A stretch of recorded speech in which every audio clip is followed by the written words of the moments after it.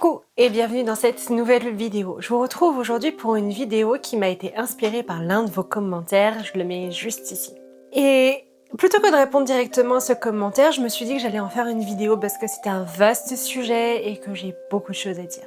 Comme vous le savez, si vous me suivez depuis un petit moment, je ne couds aucune matière synthétique, mais absolument aucune. Le polyester, la rayonne, l'acrylique, peu importe les matières synthétiques, je n'en couds absolument aucune.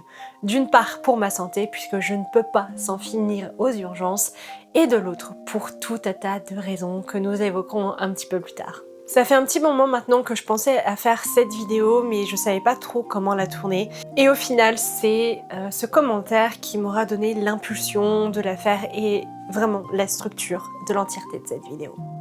Comme je vous l'ai dit, je ne couds aucune matière synthétique du point de vue de ma santé parce que tout simplement si je le faisais, je finirais aux urgences. C'est ce qui m'est arrivé une fois puisque un lainage m'a été vendu comme étant du 100% laine et en réalité il y avait plus de la moitié qui était du polyester. Donc j'ai fini aux urgences et dans un sale état à cause de ça. Alors, déjà que je ne voulais pas coudre du tout de polyester et de matière synthétique d'un point de vue totalement personnel qui est un point de vue à la fois éthique mais aussi écologique. Je veux dire, clairement le polyester c'est du pétrole à la base et on le sait depuis déjà un très long moment, le pétrole n'est pas bon pour la santé. Comme vous le savez, le pétrole est quelque chose qui tient énormément chaud. Le polyester tient chaud. Vous le savez ou vous le savez peut-être pas, mais le polyester n'est pas une matière qui permet la respiration du corps normal. C'est une matière qui va faire énormément transpirer, c'est une matière qui va faire étouffer, qui emmagasine la chaleur aussi bien extérieure que la chaleur corporelle et qui fait bouillir le sang, littéralement.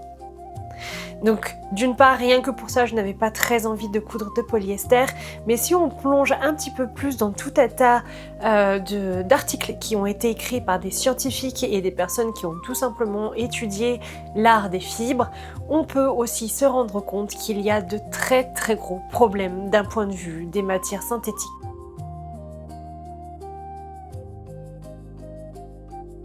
Tout simplement, et pour prendre comme exemple encore et toujours le polyester, c'est un perturbateur endocrinien donc qui va venir perturber l'entièreté des glandes endocrines qui permettent à certaines hormones de se disperser dans le corps tout au long de la journée chez une femme notamment. Et en portant du polyester, ça dérègle un petit peu ce cycle hormonal et ça vient apporter tout un tas de maladies possibles. Notamment, je pense à certaines comme un SOPK, bon, il y a aussi énormément d'autres facteurs qui apportent ces maladies mais qui sont aggravés par le port du polyester et des matières synthétiques. J'en connais un rayon étant donné que je connais quelqu'un personnellement qui se sent beaucoup mieux avec son SOPK en portant des matières naturelles qu'avec du polyester ou d'autres matières synthétiques et qui voit vraiment une grande différence dans ces crises liées justement à la différence entre porter du synthétique et porter du naturel. On peut aussi retrouver sur certaines études, notamment liées au spandex que l'on retrouve énormément dans les sous-vêtements maintenant, des cas de stérilisation aussi bien féminine que masculine, des problèmes de maladies intimes liées au port de ces matières synthétiques. Bon, je vous ferai pas la liste, mais je pense que vous pouvez être capable de savoir de quoi je parle et qui vont causer énormément de dommages au corps. Sachant ça et sachant les dangers pour ma propre santé, je n'ai pas voulu les utiliser déjà dès le départ.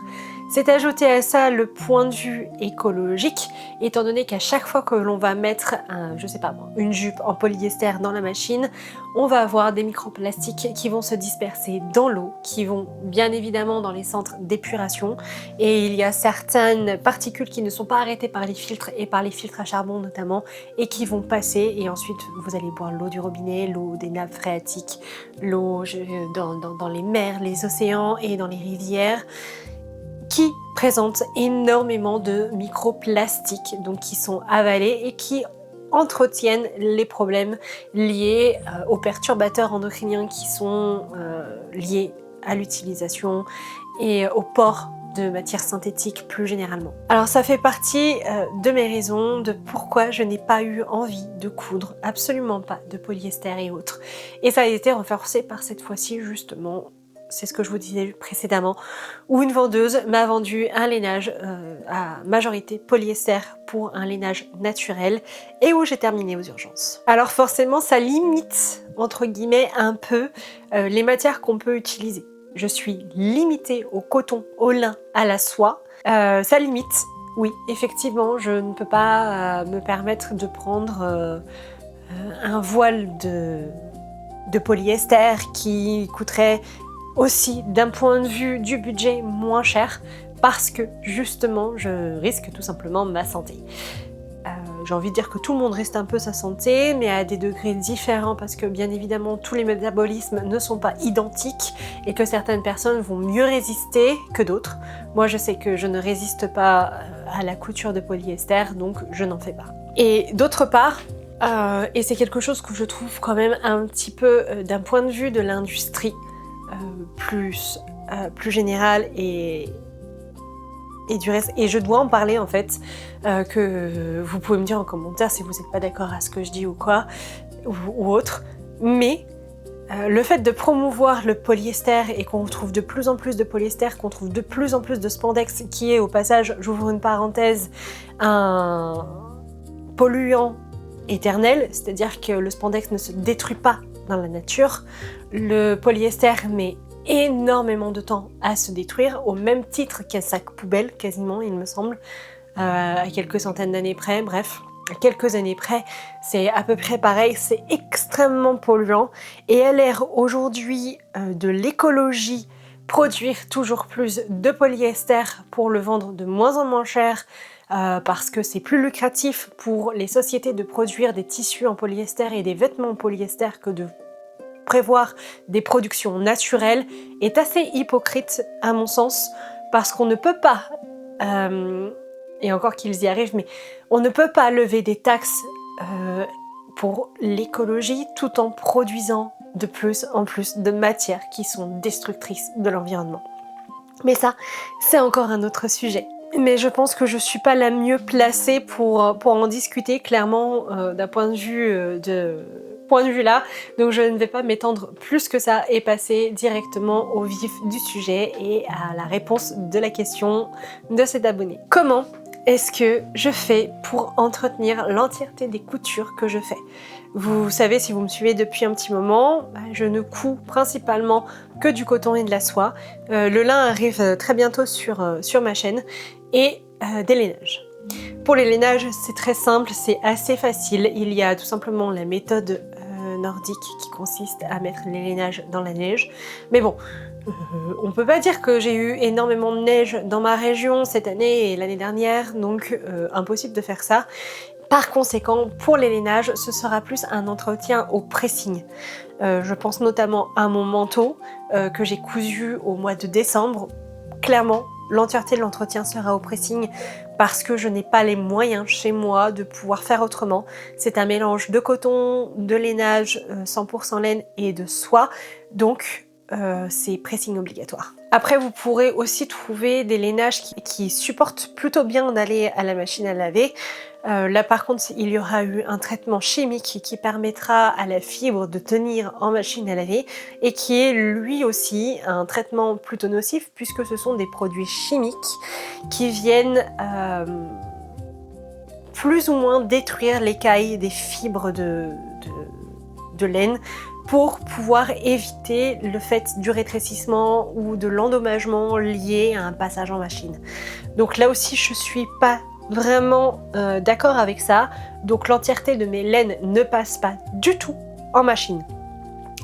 Sauf une, parce que je savais pas encore, j'étais pas encore au fait de cela, et je pense notamment à ma walking skirt qui, elle, étant donné qu'elle a été traitée, alors on trouve surtout ce nom en tricot, mais superwash, ou l'équivalent pour un tissu de couture, il y a forcément un traitement chimique qui fait qu'elle peut passer en machine puisqu'elle passe en machine. À cette époque-là, je n'étais pas au courant, mais alors pas du tout, que ces traitements existaient et comment ils étaient utilisés, employés ou même comment ils avaient été inventés. Maintenant je suis au courant, je n'achèterai plus ce type de lainage et le lainage de ma jupe tartan, le lainage de mon manteau sont tous des lainages avec entretien en pressing obligatoire.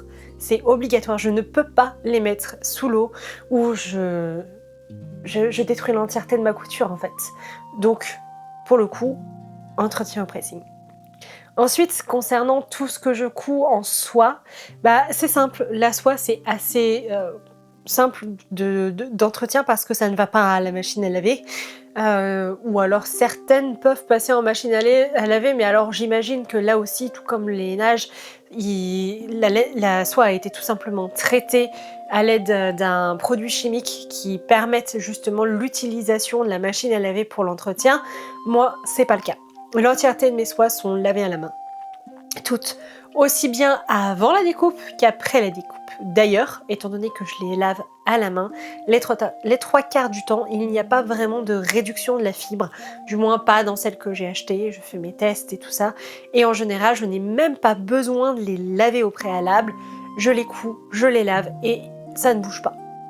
Et puis de toute façon, avec la soie, je fais toujours des choses amples pour éviter qu'elle me serre, qu'elle me colle et d'avoir trop chaud. Donc, même si de toute manière il y a un léger rétrécissement, ça ne se voit pas, ça ne se sent pas, parce que c'est des choses qui sont loose, qui sont oversize, et du coup ça me permet de pouvoir les laver par la suite. Cependant, avec le taffetas de soie que j'ai acheté récemment, qui est un taffetas de soie sauvage, je vais devoir le laver au préalable parce que après le lavage, les fibres se détendent énormément sur le taffetas de ce que j'ai lu.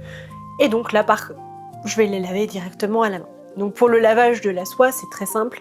Je mets de l'eau froide avec un tout petit peu d'eau chaude pour éviter d'avoir un contraste entre la température d'une pièce, la température extérieure là où est stockée ma soie et l'eau, de manière à ce que l'eau soit à peu près à la température ambiante ou du moins à la même température que la pièce. Je plonge la soie, je mets mon savon, donc moi j'utilise un savon neutre, sans huile, sans glycérine, sans parfum, sans bicarbonate bien sûr, parce que le bicarbonate peut endommager les fibres de la soie, donc absolument pas de bicarbonate. Certains vous conseilleront un savon pour bébé, moi je prends un savon pour laver le linge à l'ancienne et tout simplement je prends le savon et je le fais mousser dans l'eau, je le mets pas sur la soie en direct tout de suite, j'attends que la soie soit entièrement mouillée, ce qui peut prendre un peu de temps selon certaines soies, et une fois qu'elle est entièrement mouillée, je la frotte entre guillemets, c'est-à-dire que je prends le savon et je passe le savon sur la soie, puis après avec ma main j'étale, voilà, un lavage à l'ancienne, un lavage à la main à l'ancienne. Une fois que c'est terminé, je rince, je refais un lavage parce qu'il faut bien retirer correctement les apprêts et que parfois les apprêts restent malgré plusieurs lavages, donc j'en fais plusieurs, je fais sécher à plat, du moins jusqu'à ce que tout l'excédent d'eau parte. Donc des fois ça peut prendre un petit moment, surtout que pour essorer entre guillemets de la soie, ça prend énormément de temps puisqu'on ne peut pas la tordre, il faut la presser, mais il y a des manières de la presser parce que sinon on casse les fibres, enfin c'est assez compliqué à faire en définitive lorsque l'on part directement de la laise. Et c'est tout un entretien, ça prend énormément de temps. Et une fois que l'excédent d'eau a été retiré je fais sécher à plat tout simplement sur une serviette. Et j'attends. En général, il faut 3 jours, 4 jours pour que la majorité de l'eau soit partie et séchée. Et ensuite, je le passe directement sous le fer à repasser. Donc je retire la vapeur pour pouvoir retirer tout ce qui est froissé, pour pouvoir retirer ce qui reste d'eau, bien évidemment, pour finir de sécher et que le repassage soit nickel. Mais bon, ça c'est pas souvent que je le fais. Tout et pour tout, je crois que je l'ai fait que 2 fois. Et après, je l'ai plus refait tout simplement parce que les apprêts sur la soie, une fois qu'on les a mouillés, qu'on les a retirés, la soie sent extrêmement mauvais. C'est une horreur, c'est horrible. On sent vraiment que et pour le coup, on pourrait aussi en parler, mais les teintures utilisées sont issus de la pétrochimie. Parce que clairement aujourd'hui on n'a plus aucune teinture naturelle. Toutes les teintures que l'on a, c'est des teintures faites à base de pétrole. Donc quand vous ajoutez les teintures à base de pétrole, vous ajoutez ça sur du polyester qui est du pétrole avec des apprêts qui sont issus de pétrole, je vous laisse imaginer un peu la catastrophe que c'est pour le corps. On est dans une ère où, en tout cas moi, on m'a appris, lorsque je faisais mes cours en primaire, que, donc c'était il y a 20 ans, que dans 20 ans, on n'aurait plus de pétrole. On est 20 ans plus tard, il y a toujours du pétrole et on utilise toujours plus de pétrole dans l'usage du quotidien. Je crois qu'il y a eu un petit problème dans les calculs ou alors il y a quelque chose qui ne va pas. Et maintenant, passons au coton. Je reviendrai un petit peu plus sur la soie plus tard parce que j'ai tout un tas de petites choses un peu plus générales à vous dire, mais je préférerais directement faire catégorie par catégorie. Pour le coton, je le lave au préalable en machine parce que ça rétrécit tellement que c'est un enfer si vous faites pas ça. C'est vraiment un enfer. Ça m'est jamais arrivé parce que moi c'était dans mes cours, donc je l'ai fait tout de suite. Mais j'avais testé parce que j'aime bien vérifier quand même.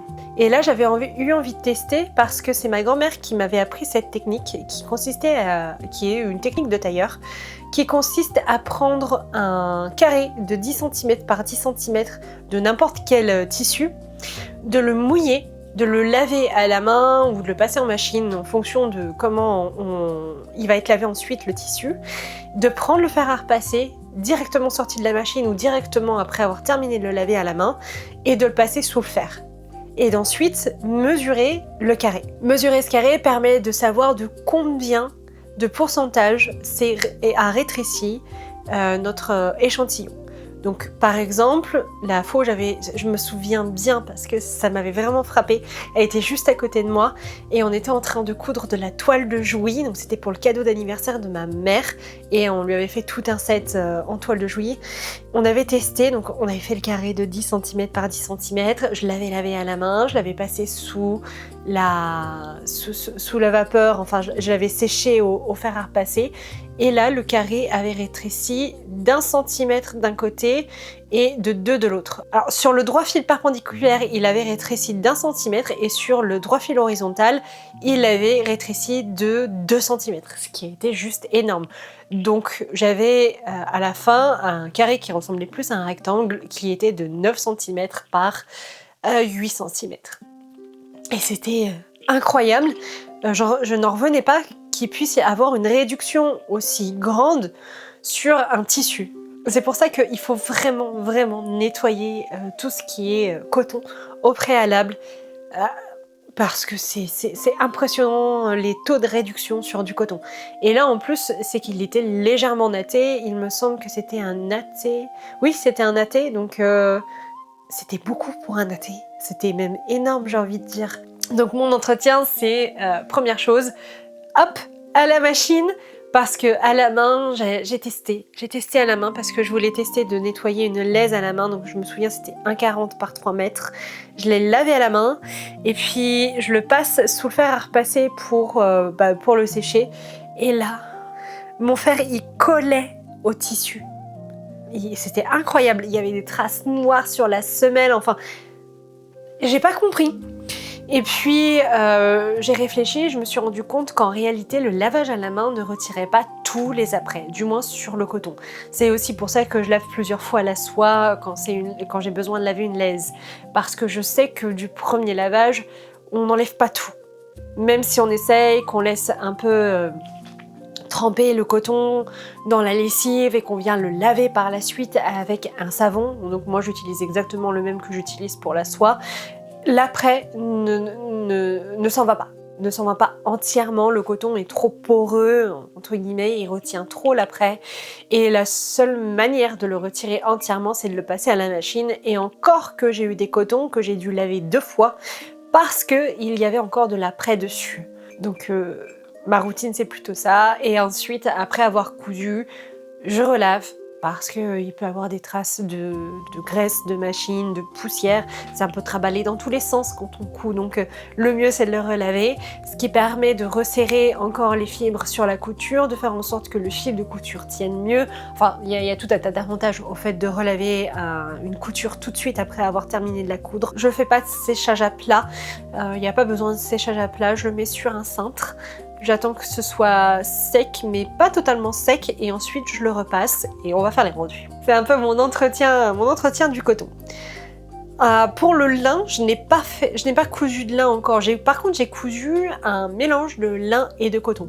Alors là, la stabilisation entre le lin et le coton est juste parfaite. Après, je pense qu'il y a aussi quelque chose à prendre en compte, c'est que ce que j'avais acheté, c'était un drap vintage, donc qui était de lin et de coton. Et que donc il avait déjà bien vécu et qu'il était passé plusieurs fois à la machine à laver, donc les fibres étaient vraiment bien resserrées, avaient un bon maintien. Donc il avait été assez facile à coudre et au niveau de l'entretien, un lavage en machine, un repassage et c'est terminé.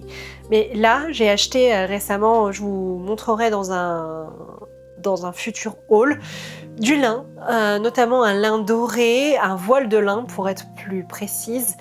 C'est pareil que pour le coton, d'ailleurs j'aurais dû vous le dire, mais pour étant donné que c'est identique, voilà. Je plie en 4 parce que je n'ai pas de grands étendards qui me permettent de poser 3 mètres de tissu dessus à plat, parce que j'essaye de faire l'entièreté de mes tissus à plat par contre quand c'est des laises. Et là je peux pas le faire, donc ce que je fais c'est que je plie en 4. Et je viens mettre ça sur un fil et sur donc le fil de mon séchoir et je fais en sorte qu'il n'y ait pas de faux plis, c'est-à-dire que je le laisse bien droit, un peu comme quand on étend une serviette, ouais, un peu comme quand on étend une serviette, et je fais en sorte qu'il soit bien tendu, bien droit. J'attends qu'il soit à 98% sec, ensuite je le retire, je le passe au fer et je le mets de côté jusqu'à la couture.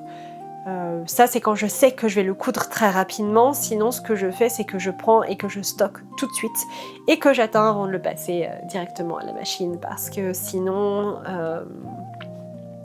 étant donné qu'il a été lavé et que les apprêts ont été retirés, il se froisse plus que lorsqu'il a les apprêts, parce que c'est des apprêts qui sont spécifiques, qui permettent l'exposition, qui permettent l'attente longue dans les entrepôts, et que si on l'enlève et qu'on plie, forcément le tissu il va marquer beaucoup plus facilement. Donc j'attends d'être sûre de coudre le tissu avant de le laver. Et bon, je vous l'ai dit, une fois que c'est cousu, pour le coton, ça passe en machine et puis voilà. Et pour le lin, c'est pareil en fait. Enfin, ça va être pareil du coup. C'est ce que je vais faire directement. C'est exactement de la même manière. Je vais utiliser le lin exactement de la même manière que mon coton. Quoique, je pense que je vais aussi le laver à la main, le lin. Je pense qu'une fois cousu, le lin sera aussi lavé à la main, à moins qu'il soit vraiment très sale. Moi je préfère, parce que ça permet d'utiliser quand même moins d'eau. 2 bassines contre une machine à laver, et encore c'est même pas 2 bassines. C'est 2... Ouais, ça utilise quand même moins d'eau. Laver à la main, on utilise moins d'eau à partir du moment où ce sont des petites pièces, et moi les 3 quarts du temps ce sont des petites pièces, donc en général... Je fais à la main, et puis ça permet aussi de préserver les couleurs, parce que les couleurs partent moins vite avec un lavage à la main qu'avec un lavage en machine. Donc j'ai énormément de coutures qui sont faites avec un entretien à la main. Je voulais aussi vous parler par rapport à l'entretien de la soie, parce que je vous ai parlé de comment je faisais pour le coton. Le coton, c'est une matière qui va se laver très facilement et que de toute manière, il faut laver très facilement. Je dirais que entre 3 ou 4 portées, et encore ça dépend de ce que vous avez fait. Lorsque vous l'avez porté, il faut le laver parce qu'il emmagasine les odeurs énormément, tandis que la soie... l'entretien est un peu plus léger. La soie n'a pas besoin d'être lavée autant que le coton. Vous pouvez porter votre robe une bonne dizaine de fois. À partir du moment où vous l'avez laissé s'aérer, que vous ne l'avez pas porté tous les jours, et que vous n'avez pas eu non plus trop chaud dedans, enfin, la soie, il va falloir la laver. Mais il ne faudra pas la laver autant que le coton. Donc on fait des économies d'eau, on fait des économies de savon, des économies de temps, et au passage on a un vêtement qui durera plus longtemps, justement parce qu'il a moins besoin d'être lavé. On aura moins de décoloration liée à la teinture, même si normalement le fait de laver à la main évite des décolorations trop rapides, quand même. c'est mieux de ne pas trop laver. Hein. Et en plus, c'est écologique, c'est économique, donc pourquoi s'en priver? C'est aussi pourquoi je couds beaucoup de soie, parce que c'est très léger, c'est aérien, ça permet à l'air de passer, parce que ce que je fais, c'est loose, c'est pas près du corps, et de toute façon, la soie n'est pas faite pour être portée près du corps ou trop près du corps. Je veux dire, une robe moulante, comme si vous portiez, je sais pas, une maille, ouais, un tissu de maille, non, ça peut pas, c'est pas possible. Ça va pas être agréable, il faut que ça respire, que ça bouge, et c'est ce qui va permettre justement la circulation de l'air et le fait de ne pas être surchargé de chaleur, donc c'est beaucoup plus agréable comme ça, et c'est pour ça que je couds toujours du loose. D'ailleurs, j'ai une robe qui va être un petit peu plus près du corps, qui est prévue bientôt, en soie, mais en dessous il est prévu une doublure de coton, donc si jamais vous avez besoin de faire une couture avec une soie un peu plus proche du corps, le mieux c'est de prévoir une doublure de coton, même si elle est légère, que de l'avoir directement, pour éviter justement de trop contraindre à la chaleur du corps la soie, qu'elle ne prenne pas trop les odeurs en cas de transpiration ou autre, mais aussi pour permettre la circulation normale de l'air et éviter d'avoir trop chaud.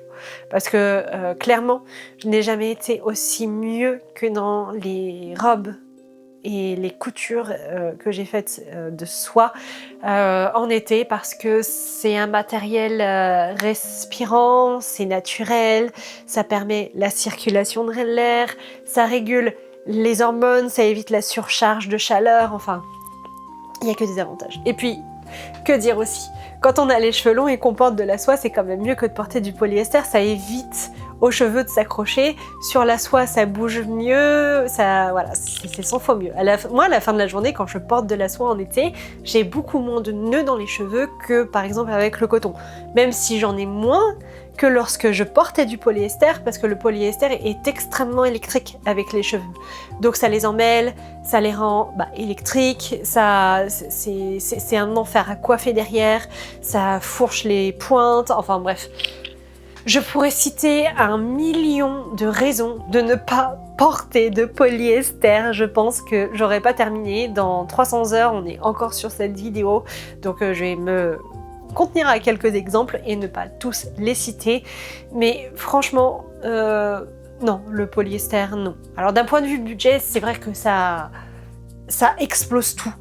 Quand on voit qu'on peut avoir 3 mètres de polyester pour 5 €, forcément, quand une personne a pas envie de mettre plus cher, je pense notamment aux personnes qui font du cosplay et qui font des robes avec 18, 20 ou plus de mètres de tissu, c'est plus abordable de prendre du polyester que d'aller chercher de la soie par exemple, surtout sur une robe dans un style 18e, Marie-Antoinette, ou dans un style élisabétain ou autre, où on a besoin de métrage et de métrage de tissu. C'est vrai que si on prend du polyester, c'est quand même plus économique que de prendre de la soie telle que c'était utilisé chez les aristocrates lorsqu'on veut faire une robe à aristocrate, et en général ce sont ces robes-là qui prennent le plus de métrage.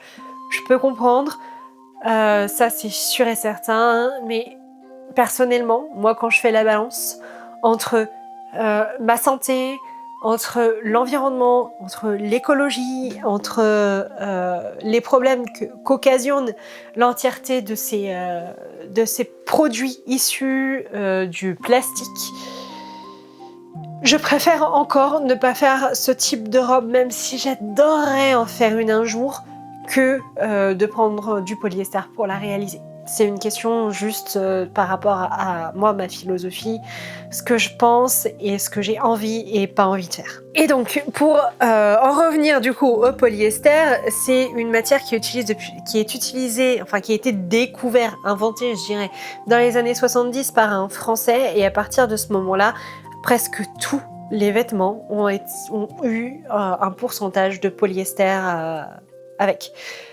Ça a été vendu comme étant une matière qu'on n'a pas besoin de repasser, facile d'entretien, durable dans le temps, solide. J'ai eu des vêtements en polyester et je n'ai en aucun cas eu cette expérience-là avec le polyester. C'est aussi pour ça que je ne voulais pas dès le départ en utiliser. Quoi qu'il arrive de toute façon, même sans un cas de santé comme j'ai eu, je n'aurais pas utilisé de polyester rien que pour ça. Et là je vous parle du polyester, mais il existe aussi énormément d'autres matières. Certaines issues de la pétrochimie, comme le spandex également et comme le polyester. On a aussi des matières qui seront basées plus sur un moitié naturel et l'autre chimique, où on va utiliser notamment de la cellulose d'arbre qu'on va mélanger à tout un tas de matières chimiques, dont du polyester ou un dérivé de polyester parce que issu de la pétrochimie, qu'on va mettre à l'intérieur et on va créer ensuite une fibre à l'aide de ce qui est au tout départ une espèce de pâte, ça donne pas envie, et qui sont pour le coup tout autant polluantes puisqu'il y a aussi beaucoup de chimie à l'intérieur. Et donc moi, pour moi, ça, je ne voulais pas. Donc là, notamment, je pense à la Rayon, au Cupro et d'autres que je n'ai pas du tout en tête ici, je sais pas pourquoi. Mais ça me vient plus. Je les connais, hein, mais ça ne me vient plus. J'avais eu un projet à un moment donné et c'est vrai que ça va être vraiment compliqué à réaliser parce que je voulais acheter plus que du blanc au niveau des vêtements et ensuite moi les teindre à l'aide des plantes teinturières. Je m'étais renseignée dessus et franchement, c'est pas que ça sert à rien, mais disons que le blanc, pour avoir un blanc dans un type blanc optique, il y a des traitements. Pour avoir un blanc naturel, donc qui va teinter blanc, mais qui va tendre un petit peu sur le blanc jaune, coquille d'œuf ou autre, donc pas blanc, il y a aussi des traitements chimiques. Donc quoi qu'il arrive, qu'on prenne un blanc ou qu'on prenne des couleurs, il y a des teintures, il y a des produits chimiques et donc par conséquent ça peut être compliqué par la suite de teindre par-dessus. Après mes recherches, j'ai pas eu envie d'essayer de me lancer à acheter du coton blanc et essayer de le teindre parce que les résultats peuvent être absolument pas ce qu'on veut justement à cause de ces traitements chimiques là. Cela dit, parfois je me dis que j'essaierais bien quand même pour voir. Ça m'intéresserait d'essayer, mais peut-être plus sur de la laine naturelle, parce que je pense que ça ira mieux, mais des laines rustiques. C'est-à-dire que par exemple, je sais pas trop si vous connaissez un petit peu la manière de comment sont faites les laines rustiques et les laines non teintes, mais selon l'animal, on ne va pas avoir les mêmes couleurs. Et il y a des moutons qui ont du blanc. Bon, c'est pas un blanc éclatant, c'est pas un blanc optique, mais c'est un blanc qui permet d'avoir une belle teinture, de pouvoir utiliser des teintures qui marquent mieux que par exemple de passer d'un gris à une couleur teinte. Et des fois, je me dis que j'aimerais bien tester. Je connais une boutique qui fait de la laine sans... Alors, on passe de la toison, on nettoie la toison à l'eau et au savon. Il n'y a pas de produits chimiques. Et je me dis que j'aimerais bien tester la teinture d'un écheveau avec des plantes et faire une teinture naturelle dessus et essayer de trouver quelqu'un qui ferait, par exemple, du coton ou du lin, peu importe, voire même de la soie, qui n'a pas subi de traitement chimique, qui me permettrait de tester vraiment correctement la teinture, parce que je me sens pas de commencer sur un tissu qui a déjà eu un traitement chimique. Clairement, je me sens pas de le faire. Enfin voilà, je suis passée un peu à autre chose là. J'ai un peu dévié du sujet de base, mais c'est un peu pour vous parler de la réalité des produits chimiques utilisés dans l'industrie du vêtement et des produits synthétiques et des matières synthétiques. Voilà, ça vous permet d'un peu de savoir que déjà ce n'est pas que pour le vêtement et que c'est aussi pour la laine et que si vous ne saviez pas qu'il y avait autant de produits chimiques dans cette industrie, maintenant vous le savez. Comme quoi il n'y a pas que la grosse production de masse, que ça soit fast fashion ou non, qui pollue la planète. non, ce n'est pas envoyer des millions de tonnes de vêtements dans les pays pauvres qui polluent à lui seul 100%. Et il y a aussi l'entièreté des matières qui sont utilisées et rejetées bien évidemment dans la nature parce que sinon c'est pas drôle. Enfin, c'est une façon de parler parce que bien évidemment c'est pas bien. C'est pas bien. Vraiment pas. Je vous dis, c'est un très vaste sujet qu'on pourrait croiser avec énormément de matières.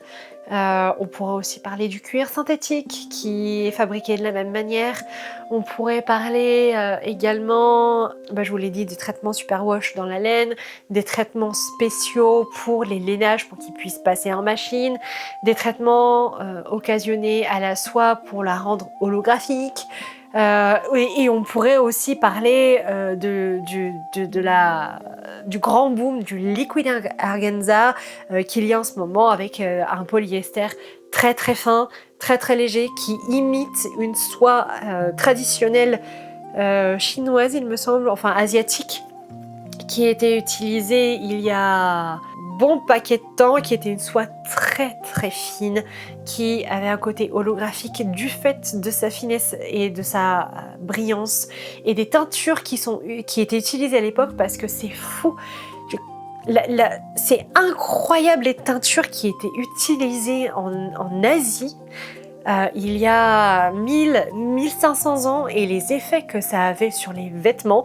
Et justement cette soie ressemble, d'après les descriptions que l'on a, à cet organza liquide qu'ils ont sorti, la même finesse, la même brillance, et en fait c'est juste, ils ont essayé de reproduire cette soie, sauf qu'ils l'ont fait avec du polyester, mais c'est catastrophique.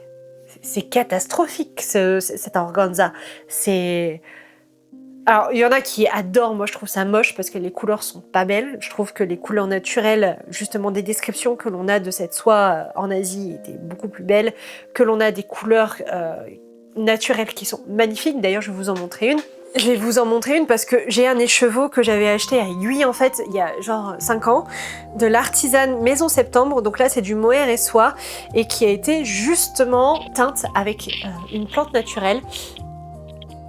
Et on a vraiment un rendu magnifique de violet perlé, violet grisé, un lavande un peu passé, juste sublime. Et ça c'est du naturel.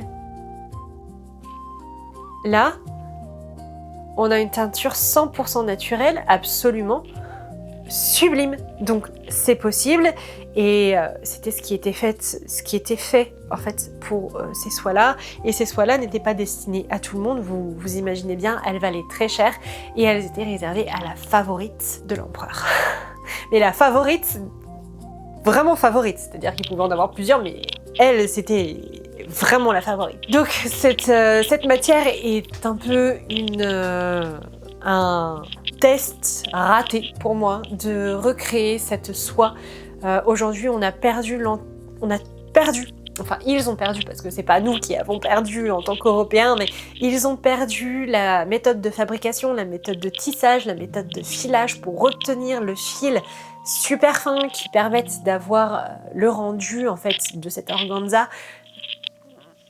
Alors moi ça m'a fendu le cœur quand j'ai su ça parce que j'aurais énormément voulu, ne serait-ce que voir en photo le résultat. Mais étant donné que c'était un tissu très fragile, apparemment aux dernières nouvelles, ils n'en ont jamais retrouvé ne serait-ce qu'un échantillon. On a perdu un savoir-faire incroyable en perdant cette soie. Moi ça me fend le cœur de savoir qu'on a perdu ça. Franchement, ça me tue. Ça me tue. Et qu'on puisse essayer de le recréer avec du polyester, ça me tue 2 fois. Donc j'exagère peut-être un peu, mais c'est pour vous montrer que aujourd'hui on fait tout et n'importe quoi. Et moi j'avais très très très envie de remettre un peu les matières nobles, les matières naturelles au devant de la scène, justement pour ça, bien avant que je découvre que pour ma santé c'était juste vital en fait, et que je n'aurais absolument jamais le droit de coudre ne serait-ce qu'un mètre de polyester. Et c'est pour ça aussi que je voulais tester de faire mes propres teintures. on verra plus tard si jamais j'arrive à me lancer ou quoi. De toute façon, j'en ferai une vidéo, vous le savez, c'est le genre de choses que j'adore faire en vidéo, les genres d'expériences que j'adore vous montrer. Donc bien évidemment, vous serez au courant si jamais je le fais et quand je le ferai. Et puis voilà. Et puis surtout, je pense que j'utiliserai pour le coup une méthode asiatique pour pouvoir faire ma teinture, parce que la différence entre nos méthodes européennes et les méthodes de teinture asiatiques sont incroyablement différentes. Incroyablement. Ne serait-ce que pour le travail de l'indigo. Nous, pour l'indigo, on le fait une teinture que l'on vient créer. Donc on fait l'indigo et on teint. Tandis que pour l'Asie, on va prendre l'indigo, on va faire la teinture d'indigo, on va la laisser une 40aine de jours fermenter et ensuite on va venir teindre. Et ça change tout. C'est impressionnant ce que ça change d'un point de vue des couleurs. Enfin, c'est un autre monde. C'est vraiment un autre monde. C'est hyper passionnant. Et peut-être qu'un jour, j'en ferai une vidéo des différences de teinture entre l'Asie, ne serait-ce que l'Asie et l'Europe, parce que c'est incroyable. Franchement, c'est incroyable. Enfin bref, encore une fois, je me suis éloignée du sujet de la vidéo, mais c'est pour vous montrer un petit peu ma démarche aussi. De pourquoi je couds et que je n'utilise que des matières naturelles. Et pourquoi je voudrais utiliser aussi des teintures naturelles. D'ailleurs, il faut que je vous dise, par rapport à la soie et à mon utilisation de la soie, je prends toujours, ou du moins au maximum, ça peut m'arriver qu'il n'y ait pas ce que je veux dans le seconde main, parce qu'en général, allez, je vais dire à 98%, 95% du temps, mes soies proviennent de fin de stock de maisons de haute couture ou de prêt-à-porter, voire même de seconde ou troisième main. De prendre des soies qui sont neuves, pour la simple et bonne raison qu'on sait tous comment est fabriquée la soie, et que même si c'est un matériel naturel, que c'est un matériel extrêmement agréable à porter, très bon pour éviter les perturbateurs endocriniens du polyester, il n'empêche que derrière tout ça, on a quand même un système de fabrication de la soie qui n'est pas des plus clean. Mais enfin, on peut dire que c'est pareil pour le coton, on peut dire que c'est pareil pour le lin, ça demande quand même beaucoup de ressources, ça demande quand même beaucoup d'eau. Il n'y a absolument aucune matière naturelle qui n'est pas plus ou moins problématique à grande échelle, tout comme les matières synthétiques, mais les matières synthétiques sont très largement au-dessus des matières naturelles et des critiques que l'on peut en faire. Je pense que clairement entre les perturbateurs endocriniens, les produits agents qui peuvent entraîner des stérilisations et les produits qui sont indestructibles par l'environnement et pour l'environnement, bon, mis dans la balance, on n'est pas très clean dans le naturel, mais c'est bien plus clean que le chimique. Dans cette optique-là, c'est pour cela que je n'achète quasiment pas de soie neuve. Les seules soies neuves, vraiment neuves que j'achète, c'est mes bobines de fil, parce que là c'est un peu plus compliqué d'avoir que du vintage et de la seconde main, même si j'en ai trouvé récemment et que donc j'ai plein de bobines de fil de soie de seconde main. Les trois quarts du temps, on n'en trouve pas, ou peu, ou pas forcément dans un bon état, donc forcément il faut l'acheter neuf. Mais pour les tissus, c'est seconde main. Je préfère 100 fois utiliser la seconde main que l'acheter neuf. Comme je vous dis, j'essaye de faire au mieux, en général, les trois quarts de ce que je couds. C'est de la seconde main, donc issu de fin de stock, récupération, plutôt que ça soit brûlé. On brûle beaucoup trop de choses aujourd'hui qui sont produites en surnombre et qui ne sont pas achetées et qui sont détruites. Ça libère des vapeurs nocives et toxiques pour l'environnement. C'est pas bon pour nous. On a un continent complet avec tout un tas de choses qu'on devrait recycler et pour lesquelles on paye des taxes et qui ne sont pas recyclées, sans compter ce qui est envoyé dans l'espace. Bref, moi j'essaie de limiter un maximum tous ces déchets-là. C'est pour ça que je fais des tutos ou des coutures spéciales upcycling. notamment en format court. Les 3/4 du temps, c'est en format court parce que je ne veux pas jeter, je ne veux pas perdre, que ça soit d'un point de vue économique, écologique, environnemental et même par respect en fait des matières, juste par respect, parce que la laine c'est un animal qui le donne, la soie c'est un animal, le coton, y a des gens qui ont travaillé dans les champs de coton, il y a des gens qui ont travaillé dans les filatures, les 3/4 du temps ce sont des filatures à l'étranger, ce sont des gens, ce sont des fibres qui déjà ont parcouru je ne sais combien de kilomètres parce qu'elles sont récoltées par exemple aux États-Unis, puis elles sont envoyées en Inde pour être filées, puis en Chine pour être mis en tissu, puis arrivées en France, elles sont étiquetées et marquées Made in France. Enfin, ça fait des milliers de kilomètres, donc pour limiter ça, moi je préfère la seconde main. D'ailleurs, ça me fait penser à un post sur internet où, alors je sais plus le nom de la personne qui m'a énervée. Je vais pas vous le cacher, ça m'a énervée parce qu'il disait que pour lui, le mieux ce n'était pas la matière, mais plutôt la provenance. Donc ça ne le gênait pas d'avoir du synthétique parce que ce qui était le plus important, c'était que ça soit la provenance. Alors, que ça vienne d'Acapulco ou que ça vienne de France, si c'est du polyester, c'est du polyester. Ça polluera exactement de la même manière, peu importe là où ça a été produit. Et de toute façon, ça aura tout autant voyagé. Parce que c'est pas parce que c'est mis Made in France que c'est Made in France. On le sait tous, on va recevoir 1 kilo de fraises, dès qu'ils viennent d'Espagne, c'est mis en barquette en France, on met Made in France. C'est les failles de la loi, voilà. On pourrait aussi en parler très longtemps. Ça sert à rien, mais... Et pour le coup, ça m'a donné aussi à réflexion, parce que moi je suis pas d'accord. Pour moi, c'est la matière qui prime. Parce que de toute manière, quoi qu'il arrive, qu'il y ait un pourcentage de synthétique ou que ça soit du 100% naturel, ça aura autant voyagé, quoi qu'il arrive. Parce que le but du mondialisme et du capitalisme, c'est justement ça. C'est gagner le plus d'argent en investissant le moins possible. Donc, que ça soit un tissu avec 50% de polyester, que ça soit un tissu avec 100% de polyester, ou que ça soit un tissu 100% soie, c'est pareil. Ça aura tout autant voyagé. Et la seule différence, ça sera le volume de produits chimiques qu'il y a dans le tissu. Un 100% polyester aura toujours plus de problématiques qu'un 100% soie teint avec forcément des produits qui sont faits à l'aide de produits issus de la pétrochimie. On n'est pas sur les mêmes valeurs d'un point de vue environnemental.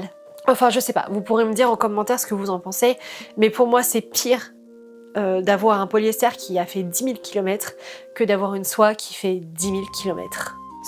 Voilà, après c'est mon avis, vous me direz si vous êtes d'accord ou non avec ça. Et moi je crois que je vais arrêter cette vidéo ici parce qu'elle est déjà très très longue je pense. Enfin j'espère qu'elle vous aura plu et que j'aurai répondu du coup à la question de comment je fais pour entretenir mes tissus. Si c'est le cas, n'hésitez pas à la commenter, la partager et la booster. Et moi je vous dis à bientôt dans de nouvelles aventures.